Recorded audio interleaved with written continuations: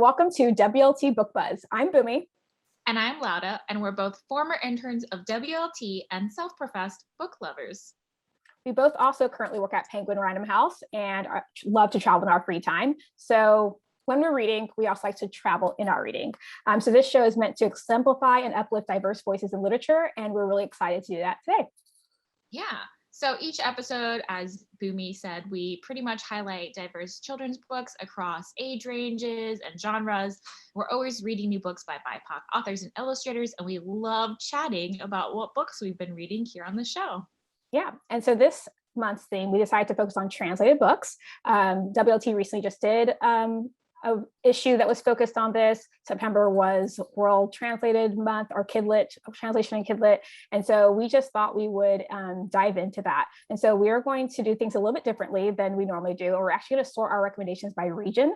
And we're also just want to thank the team at World Kidlit Month because they shared their children's and YA list with us. You should check them out. The link will be in our show notes, but they pretty much have listed every single book translated every year, so that you can go back all the way from last year and on and on and on. And that's just such a great resource if you're looking for books from that are translated. So this time we've sorted all of our book recs by region. And we're going to do some sort of like quick, flashy, one sentence recommendations for each title. One thing that we do want to point out is that only about 3% of books in the US actually get translated. Most of our books are US centered, US focused, written and published already in English. And so it's actually really hard to find translated books in the US, which is why resources like World Kidlit is great. And also oftentimes just the way the publishing structure is in the United States, we just don't really have access to other languages to know that there's so many good books out there, but they are out there. And so we're really excited that we have found a few to share with you today. So we're going to kick off with Asia. Yeah. So I read this really cute picture book called Chibi and Shira, and it was translated from Japanese. And it's just a cute story about these two girls who go kind of on like this whimsical adventure. And it's got super adorable illustrations. And it's just these two whimsical girls having a journey. And then I also want to recommend Soul Lanterns, which was another book translated from Japanese.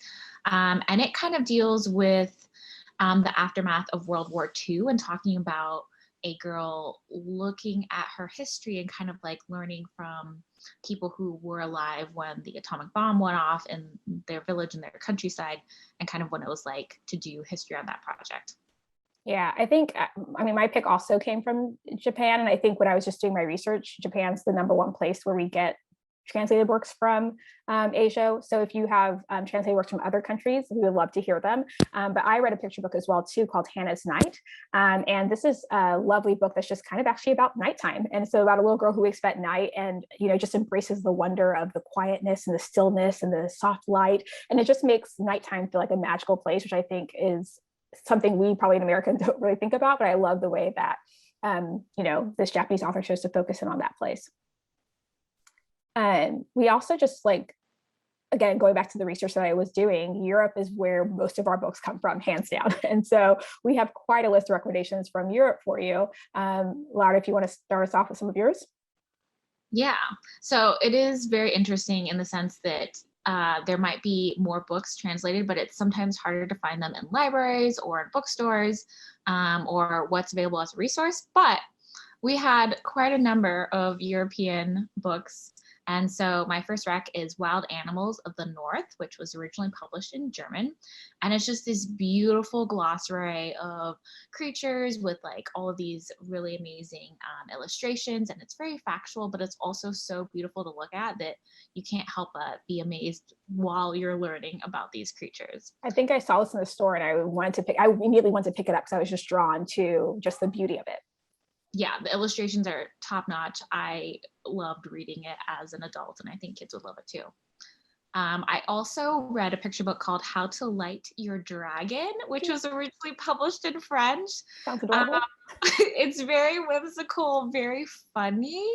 And I think that humor is sometimes hard to have translate across language barriers, but I think that one of the benefits of this was because it's picture book and it focuses on this very humorous story. A lot of the humor came through, or at least it came through for me. And who doesn't love a book about dragons, especially dragons are not lit or who don't have fire? That sounds really fun. I also read a graphic novel called Aster and the Mixed Up Magic, which was another book originally translated in French. And it's very snappy dialogue of this little girl who kind of has like a magical adventure thrust upon her. It's a graphic novel. It's very entertaining. It has a sequel, so you should definitely check it out. Yeah, I actually started this one, but I'm not done with it. But it is so much fun and adventurous. And something that's really interesting is I feel like a lot of graphic novels get translated, and I wonder if it's because illustrations make it easier for, for them to convey the full story in the way that like getting word by word translation doesn't always capture the same thing. Because I mean, one of my books was also a graphic novel. I read Catherine's War. And that's about like World War II and a girl kind of going through her experiences, but it's beautiful graphic novel. And I remember the text was pretty sparse. It was the images that really conveyed a lot of the storytelling. And so anyway, yeah. Yeah, no. And speaking of graphic novels, I read A Game for Swallows, which was kind of about this girl who was born in Beirut in the middle of the Civil War. And it was very interesting to kind of like hear her perspective of what it was like living through a war, but it was told in a graphic novel form, but originally published in French. So it's interesting to like have a perspective of someone living in another side of the world, another country, another demographic, and to just be able to tell their story in their own words or illustrations. Yeah, that's like a great companion for Persepolis, which we talked about plenty of times. So I'm not going to like recap that, but similar like graphic novel style translated, I believe, from French as well too. And it's fascinating how like you get that point of view from this graphic novel perspective. Well, I read a few different books from Europe, and one of them was this cute picture book called Me Tall, You Small. And it's basically this little bear, and it like a little bit of opposites, a little bit of cuteness. And it's just a really cute picture book.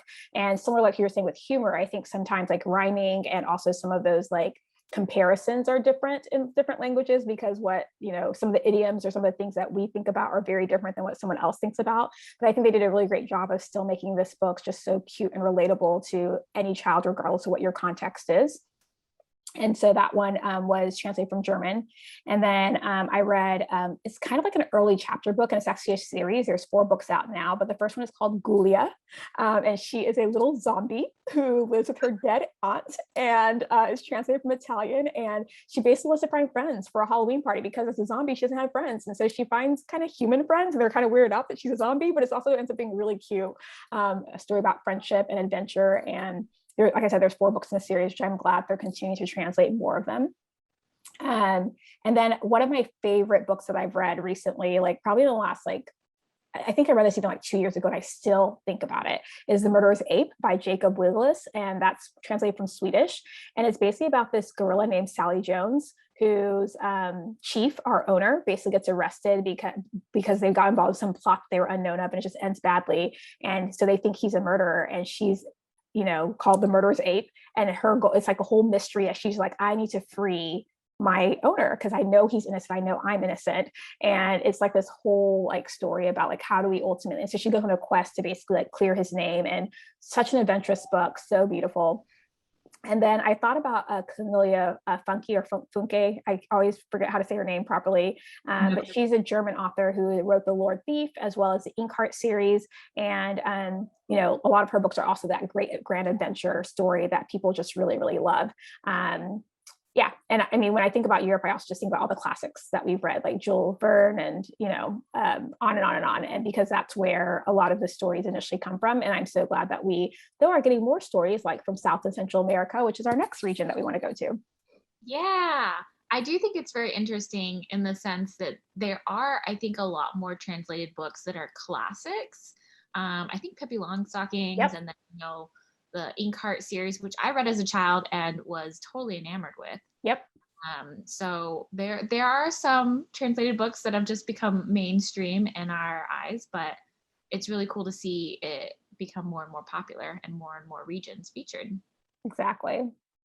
Well, in South and Central America, as you know, all these books would mostly be translated from Spanish, although, and so these are all books that, at least the ones we read, happen to be translated from Spanish. I definitely know that there's French and Portuguese being spoken in Central and South America as well too, so don't come at me. But one of the ones I read actually was called The Sing-Ringed World, Sacred Stories of the Americas, and it basically collects indigenous stories from all of Central and South America, and even actually some of North America actually. So I think it's both Americas, if I remember correctly. And so yes, it is, because I remember they have a story from the Inuits, they have the stories from like, you name it. Basically, they went to all of the different indigenous people and really got their stories and told their stories. And there's probably like 80 or plus stories in this like anthology. And it's and then like it's just kind of divided up by region and by culture a little bit, but there's also some stories that are connecting. And so as you go from chapter to chapter, story to story, you start seeing a connecting thread between some of the stories. And it's called the Sea-Ringed World because that's what they called Earth. And that's what a lot of the people within Central America called Earth. And I think the translator did a really great job. And I also listened on audio, and this audio storytelling was really great. I was going to say that I've read half of this book, and I think I had to return it, which was very sad. But I think that something that's really cool is you grow up with so many like folk stories. I don't know why I can't say that.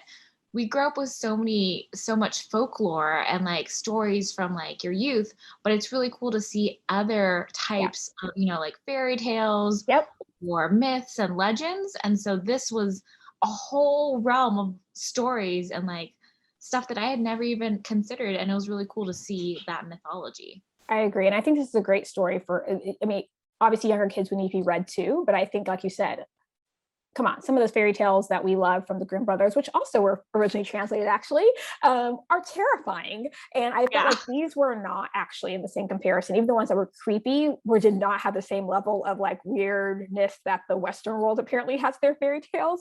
So I was kind of like, why didn't I grow up on indigenous fairy tales? This is 10 times better. And some of them are just beautiful stories, heartbreaking stories. I also love the amount of diversity within the stories. I mean, not just gender, but also like sexuality and everything. Like there's just a level of like, this was just like a part of their world, was a sense of, matriarchs, patriarchs, all sorts of different types of relationships were just being like celebrated through the series. And so I also felt it's a great book to like elevate diversity as a whole.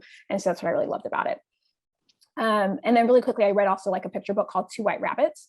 And this is written by Jairo Targo. I think I'm saying his last name wrong. I'm so sorry.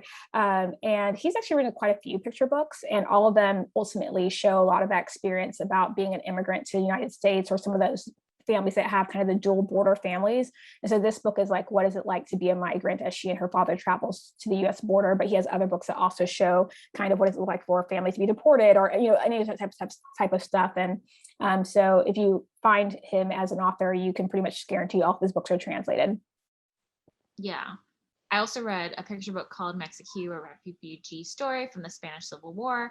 And I think it's one thing to read about different parts of history or different experiences, but it's another to read something that is literally, so far removed in the sense that they wrote about it in their own language and then it was translated. So like not everything maybe makes as much sense, or maybe you kind of have to really orient yourself into a different worldview. But I think it's really powerful to read that perspective and like see history from their perspective and their eyes. And so it was just a very short but informational picture book that really packed a lot of punch. Sounds really good. Well, the last region we want to focus on is Africa. And I just want to say up front, like there's actually not a whole lot from that continent. And part of that has to do with two things. One, a lot of, obviously because of colonization, a lot of African countries do speak multiple, like some European country, whether it's English, French, Portuguese, are probably the top three that you would see. And so a lot of times if a book is translated, because the author chose to first write in that colonial language and not in their native tongue. And I actually don't know of any books that have been translated and published in the US, at least, that started with a native African language and then was translated, maybe a Wole Soyinka maybe, or something like that, but no one else that I can think of. And so even this book actually comes from Ivory Coast, and the author is from Ivory Coast, but ultimately wrote the story in French, and it's also a graphic novel, again, maybe because they're just so much easier to convey, but it's called Akisi, and there's actually 3 of them: Tales of Mischief, More Tales of Mischief, and even more Tales of Mischief. And it's really about this, like I said, mischievous little girl named Akisi who is just living in the Ivory Coast in a really small town, and like her adventures. And there's actually a YA companion called Ya that's about her older sister, who's more of like an like high school, early college age. And so it's a little bit more mature and adult as far as some of the things that she experiences, but you get to see Akisi in that too, because she's her little sister and who's like annoying her. And so it's really fun. And so those are by Marguerite About, and beautiful illustrations. They've been translated from the French to English. And so those are some of our translated books. I mean, I know we gave you guys a long list, and we could have probably kept on going, to be honest. Yeah. There's always so much more, but as we mentioned, we still finding translated books can be hard. And so if you have recommendations for us, we'd love to hear from you. You can drop them in the comment message or tweet at us or whatever it is. We'd love to like get some recommendations of books that we should be reading. Yeah. And I mean, I definitely think that it's worthwhile to go out and try to find translated books. And in also some cases, like, they just have like, they're written in a different way because they're not written in a Western mindset. So the pacing might be different. The character, explanations or descriptions could be, very strange at first, but you're literally being able to step in the mindset of someone else from another culture, another background. And I think that's really rewarding that we get to now read stuff from their perspective or from their culture. Yeah, and I also just think the craft is different, and that's also really fun to study the different, craft. I think America loves the 3-act structure. We love the idea of happy endings, but a lot of sometimes translated books don't do that. They'll end with ambiguity. They'll end with sadness. They'll have a different structure where you're like, wait, are we in the present? Or are we in the past? What's going on here? And that can be very disorienting if it's the first time that you are reading from a different mindset. But I think that's a great way to stretch yourself and grow as a reader. And so that's, like you were saying, it's like we should challenge ourselves. And it actually was a challenge I gave myself, where I try to read at least one translated book a year. And sometimes I forget till the end of the year and I'm frantically looking, but then sometimes I'll go back through and I realize, I have actually read translated books. It just wasn't obviously posted on the book, which is something we need to like maybe fight for in publishing a bit more, is that put the translator on the cover so that we know that it's a translated book from the beginning. Yeah. So now we'll leave you with some parting words of wisdom from Emily Dickinson. To travel far, there is no better ship than a book. And from Humpa Lahiri, that's the thing about books, they let you travel without moving your feet. See you next time. Bye. Happy reading.